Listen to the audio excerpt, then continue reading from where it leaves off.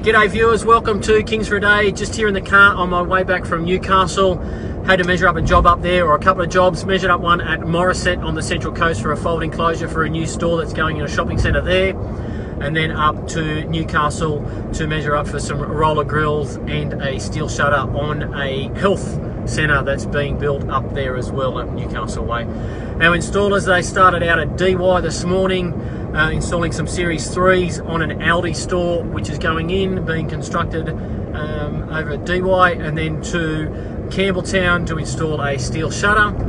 And then our other crew, they were down at Circular Quay on one of the walls there, removing a large, about 12 metre glass door and installing one of our fold enclosures down at Circular Quay. Great spot there on the water. A bit quiet at the moment, but great spot down there.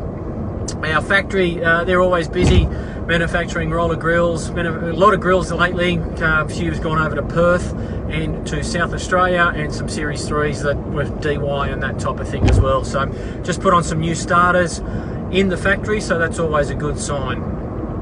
We released our podcast yesterday with Ben Futrell from Maximize Profit. Ben is a business coach, and we spoke about how to diversify your business in these current climates. So it's an interesting listen, so you can check that out on our website or on your favourite podcast player. Search KRGS Doors. Just on the podcast, it's quite humbling.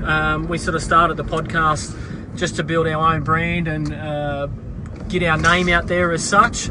But we've already been asked. Clayton's been on another podcast talking about how KRGS Doors started. And I also got asked recently to go on a business podcast to talk about how and why we started our own podcast. So it's quite humbling to be on other people's podcasts from starting our own. So that's the life. Kings for a Day.